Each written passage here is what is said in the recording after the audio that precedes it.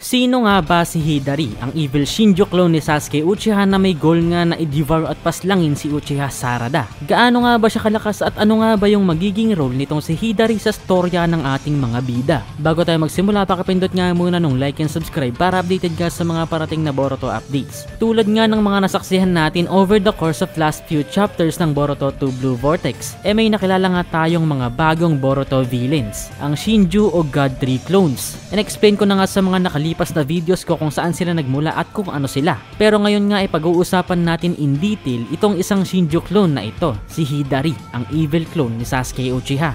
Paano nga ba nabuo itong si Hidari? So yung sagot nga dyan ay makikita nga natin dito sa Boruto 2 Blue Vortex Chapter 5. Sa kalagitnaan nga ng 3-year time skip ng Boruto. Sa unang taon nga na magkasama itong si Sasuke at Boruto. Dito nga ay nagte-training si Boruto at tinuturuan ni Sasuke ng kaalaman at iba't ibang mga jutsu. At matapos nga ang hamak na isang taon lamang ay nagawa ngang matutunan nitong si Boruto ang lahat ng basics ng lahat-lahat ng jutsu na nalalaman ni Sasuke. Isa nga ito sa mga sorpresa ng Chapter 5 kahit alam naman nating lahat na isa talagang genius itong si Boruto. Nakakatuwa pa rin kasi talagang isipin na nagawa niyang matutunan ang lahat ng mga jutsu na nalalaman ni Sasuke sa loob lamang ng isang taon. Pero kahit ganun nga, even though alam na ni Boruto ang lahat ng basics ng techniques ni Sasuke, sinabi nga doon ni Sasuke na kailangan pa rin ni Boruto na i-hone at i-master ang mga techniques na ito para in the future nga wala nang kahit sino na kayang makatalo sa kanya. Pero hindi nga nagtagal, nakita nga natin na finally na-track down na nga nitong si Code ng kinaroroonan ni Boruto. Bakit si Boruto? Well, dahil imbis nga na si Kawaki, dahil nga sa epekto ng omnipotent Shinjutsu ni Ida, naging si Boruto yung pinanggigigilan nitong si Code dahil lahat nga ng galit at sama ng loob niya na kay Kawaki noon napunta nga at nalipat dito kay Boruto dahil nga sa pagkakapalit ng identity nitong dalawa. And during that time hindi pa nga handa si Boruto na makipaglaban dito kay Code. Kaya nga walang choice dito si Sasuke kundi protektahan si Boruto at itakas si Boruto mula kay Code. Pero para magawa nga ito nagpaiwan itong si Sasuke para bigyan ng oras si Boruto upang makatakbo. Ngunit obviously nga dahil mas malakas nga itong si Code kaysa kay Jigen, hindi na nga sorpresa para sa ating lahat na natalo nga si Sasuke sa labanang ito. Lalong-lalo na ngayong wala na nga sa kanya yung kanyang Rinnegan. At dito nga nakagat siya ng claw grimes ni Code at dito na nga naging parte yung katawan ni Sasuke ng isang miniature God Tree na tumubo. Pero kahit natalo nga dito si Sasuke, nagawa niya pa rin pahirapan si Code at nagawa pa rin poruhan yung isang mata ni Code na naging dahilan niya kung bakit makikita natin dito sa Boruto 2 Blue Vortex na yung isang mata nga ni Code dito bulag na. In conclusion nga, sinakripisyo ni Sasuke yung kanyang sarili para sa ikagaganda ng future ni Boruto, future ni Sarada at ng buong mundo. Ilang taon nga matapos ang pagkakakagat ng claw grime dito kay Sasuke, unti-unti ngang nag-evolve ang mga claw grimes. Mula nga sa simpleng claw grime, naging claw grime na may Rinnegan,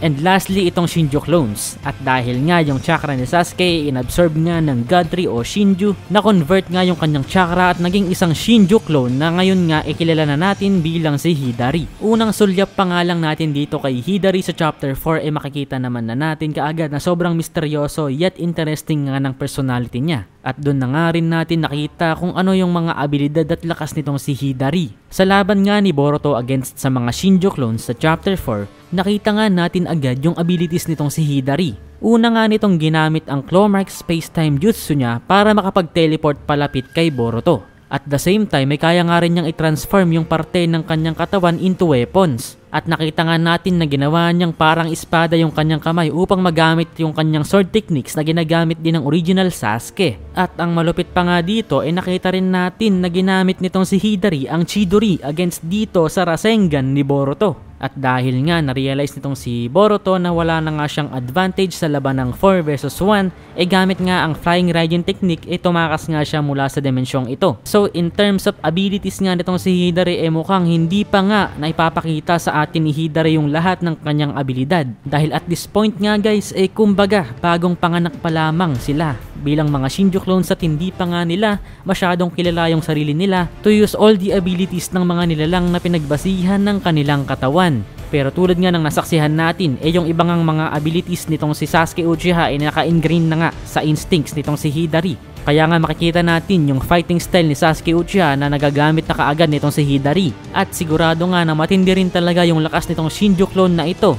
Kailangan na nga nating i-expect yun dahil yung katawan nga nila gawa mismo sa katawan ng Ten-Tailed Beast na nagkaroon pa nga ng modification at enhancement dahil nga sa ginawa ni Code na nilagyan niya ng kanyang dugo, ng kanyang chakra, na siguradong may essence nga ng isang Otsutsuki dahil nga sa white karma na inilagay sa kanya ni Ishiki Otsutsuki na nag-impluwensya nga kung bakit nagkaroon ng bagong evolution ng God Tree at naging mga Shinjo clones. Meron nga ding Rinnegan itong si Hidari, which means posible nga na magamit din niya ang 6 spots abilities na ginagawa ni Sasuke at Nagato tulad ng Chibaku Tensei, Shinra Tensei at iba pang mga Rinnegan paths tulad ng Prita Path, Diba Path, Animal Path at yung iba pang tatlo dahil 6 nga yan, 6 spots nga diba. At tulad nga ng ibang Shinjo clones, may target nga din na paslangin itong si Hidari at para sa kanya nga ang gusto nga niyang targetin ay ang anak ni Sasuke Uchiha na si Uchiha Sarada. Ito nga ay posibleng sa kadahilanan nga na ang original Sasuke ay may malalim na koneksyon sa kanyang anak na si Sarada. At dahil clone nga siya ni Sasuke ay nararamdaman din niya sa loob niya yung koneksyon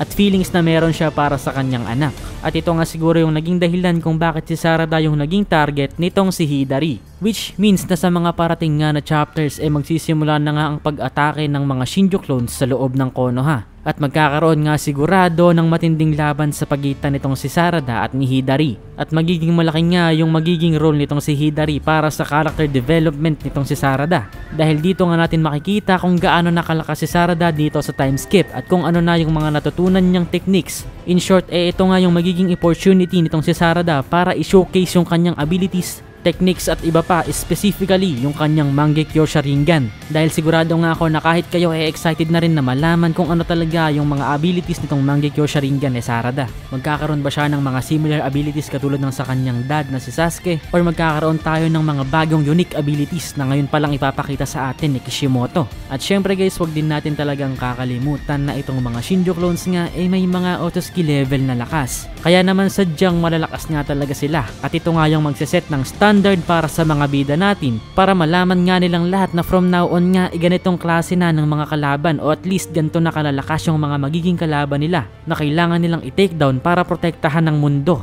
at mga mahal nila sa buhay. So para nga maging significant sila at magkaroon ng malaking role sa Boruto 2 Blue Vortex at hindi maging mga extra lamang na mga walang silbi sa storya, may hina na kailangan palaging iligtas ni Boruto, ay kailangan nga muna nilang patunayan na kaya nilang makipagsabayan kay Boruto na tumalo ng mga Otsutsuki level na mga threat katulad nitong mga Shinjo clones. At sa tulong nga nitong mga bagong villains ng Boruto na mga Shinjo clones ay sila nga yung magiging standard o makabagong standard para sa mga Boruto villains upang makasanayan natin na from now on ay ganitong klaseng mga kalaban na yung ating makakatapat. Puro god level. Tapos na nga tayo sa mga planetary at mga village level na mga villains. Bilang preparasyon para sa mga parating na mas malalakas pang mga Otsutsuki tulad ng Otsutsuki god na si Shibai. At isa nga itong si Hidari sa mga key pieces para sa ika-i-improve ng ating mga bida. Maraming salamat. Bye bye.